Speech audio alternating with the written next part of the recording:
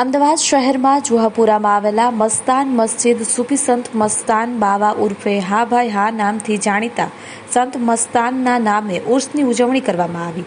અનેક મુસ્લિમ બિરાદરો દ્વારા ધામધૂમપૂર્વક આ ઉજવણી કરવામાં આવી હતી, જેમાં સજતા નસીન કમાલ બાવા અને કિદમત ગુજાર સલીમ બાપુ દ્વારા ઉર્સ ઉજવવામાં આવ્યો હતો અને આ કાર્યક્રમમાં મુંબઈ અને મહારાષ્ટ્રના અનેક મુસ્લિમ ભાઈઓ ઉપસ્થિત રહ્યા હતા।